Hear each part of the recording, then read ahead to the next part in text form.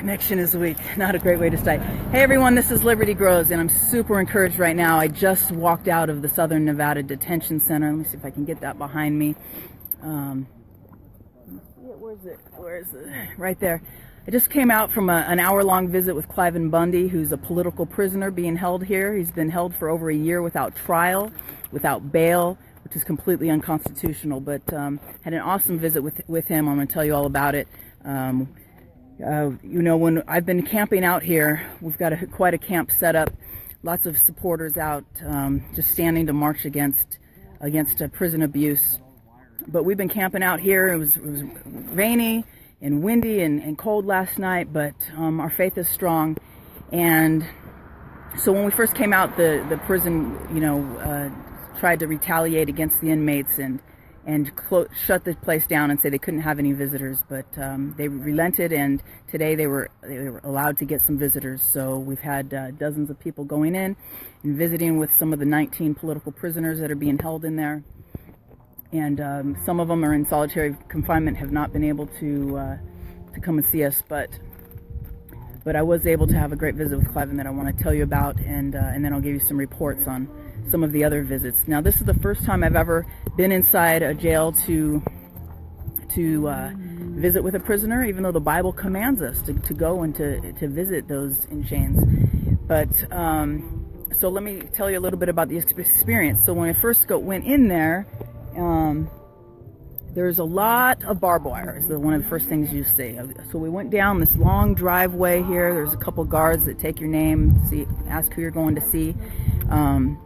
And I'm just giving you all this info for other people who, like me, have never experienced this before. Most of us law-abiding citizens, fortunately, do not know people who are incarcerated. And so sometimes, you know, we don't have the compassion that we should for those who've been locked up and don't understand how many innocent people really are in there.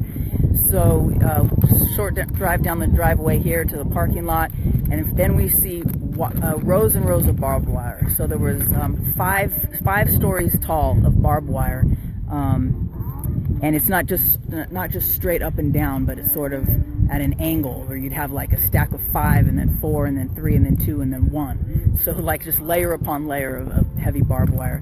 But then we went in, and of course when you walk in, there's a big reception area, and there was a metal detector that you go through, and honestly, it was easier than going through the TSA. Much easier than going through the TSA. So obviously you can't take anything in there, you know, like any kind of weapon or anything like that, but as far as bringing, you know, any other kind of normal thing is okay. You cannot have a phone in there, but I was able to bring in my Bible, Constitution, pen and paper, which I'm glad I took, because I was able to take a lot of notes of what Cliven said.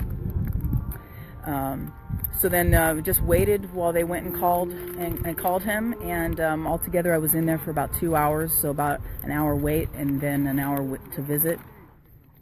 So let me share with some of the things that he said. He said basically there's 2 things that are part of his 15-second defense. He said one is that Cliven Bundy said, "I graze my cattle only on Clark County land." And 2, he said, "I have no contract with the federal government." With the pod that he's in, he's not able to see many of the other prisoners, but his son Dave is in the same pod as him. So he said, you know, he's encouraged by that. He said that, you know, his prayer really is that God would be blessing all of us, all the people supporting them and praying. He's saying that his hope is that God would be blessing us and answering our prayers. He said that he's praying, and all of them in there, the political prisoners, are praying for the judge, the prosecutor, for President Trump. He said one of the greatest pleasures he's had being incarcerated has been to hear the prayers of the other political prisoners. Right now he's not really able to see them, but at some point in the past they were able to be together and to pray together, and he said that he realized how many good people, or he learned how good people are, quote, how good people are. So he said that what he stands for is the gospel of Jesus Christ, the Constitution, and the Constitution gives us the ability to exercise free agency within states and counties. And he said also that he and his son Dave Bundy, now for those of you who don't follow this closely, You know, Cliven and his sons, Dave, Mel, Ryan, Ammon, Bundy, all of his sons are in there. Their wives and children and grandchildren are without these men right now. But he said his ranch is blessed. He said him and Dave were fasting yesterday. They're fasting and praying today for us. He said, you know, unlike what people like Harry Reid would tell you, he says he recognizes the United States more than almost anybody. That, you know, don't believe the lies that say that, you know, he is not in favor of our government. He said he recognizes the United States government. He said that,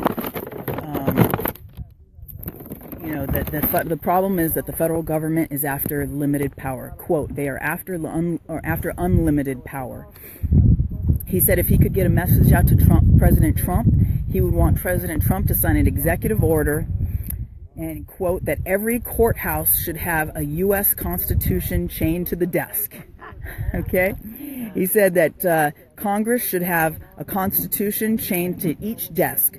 Okay, so every courthouse and Congress, President Trump, we need the Constitution chained to each of those desks. You know, I came out here, my darling daughter wrote a note to encourage them. She wrote a note to Ammon. I'll read you what it said. She said, "Dear Ammon, I'm sorry that you got beat up, but God is still with you, so stay strong and you'll be fine." So I read that I didn't get to see Ammon, but I read that to Cliven, and fortunately this paper that she wrote on, I was able to take notes of what Cliven said. He said, the U.S. Constitution is all about jurisdiction.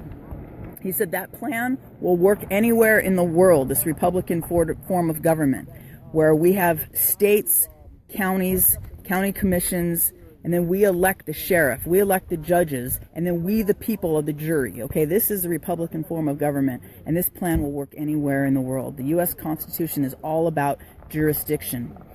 He talked about the history, that how we, the people, won the Revolutionary War. Before we were a country, we the people won that war. Britain had a centralized government, and when we went to form our Constitution, we never wanted to have centralized government. And this is what you have to understand, is that the government is trying to blur the lines. They're trying to blur those jurisdictional lines between cities and counties, to blur the lines of the states and just move into districts. We can't let them do that. We have to enforce these boundaries. We never wanted to have a centralized government. We wanted our sovereignty. Over 60% of the western states, the federal government claims to own over 60% of the land in western states. But the Constitution is a blueprint for the world, he said. He said he personally is being treated okay. Unlike what we've heard happening to Ammon. He doesn't understand why they're punishing all of the prisoners. Why, if one person, if they're upset about one person, or maybe if they're upset about people coming out and exposing their deeds of darkness, why they're punishing all the prisoners. He said, the Constitution is the blueprint for the world to be inspired, to defend, and to teach. In the past, they've been able to have multiple visitors at a time, but yesterday, in retaliation for us being out here, that they are only allowing one visitor for the inmates. He said the whole system is one lie after another. People who work here in the prison, he said, people who work here are gaining from me being a political prisoner. He said there's no evidence why any of us patriots should be here. It came out during the first trial that Greg Burleson was an informant, and he was convicted of some things that he said a year and a half after Bunkerville. He made some inflammatory comments exercising his freedom of speech, and while I denounced the things that he said, he has never hurt anyone. So Cliven was upset with his conviction, and he said we can't let him hang for something he didn't do. What else? He said, at Bunkerville, he said he was protesting the sheriff, not the federal government. He said it's the sheriff's job to, he was protesting the sheriff because the sheriff was not protecting his life, liberty, and property. He said the sheriff should not have allowed the BLM army into his county. And he said the victory at Bunkerville was a victory for American sheriffs. You have to understand, when we talk about jurisdiction, it was the sheriff that went and told the BLM that they needed to leave. When the sheriff finally asserted his authority over his jurisdiction, Dan Love and the BLM had to obey that authority and had to leave. And that's what we need sheriffs. He wants the sheriff of Nye County, who's been treated us pretty well out here. He wants that sheriff to protect his life, liberty, and property. He wants her to protect. She's responsible for protecting him inside this detention facility, where he's being unconstitutionally and immorally held without bail, without a trial for more than a year. This is a travesty, America. So anyway, this was a life-changing experience for me. I'm so glad I came out here. I encourage you guys. We've got a great camp set up out here. A gentleman named David, who's out here, been out here every day. We are affectionately calling this the City of David, and we've set up a great. We've got a tent full of food and water. So if you want to come out.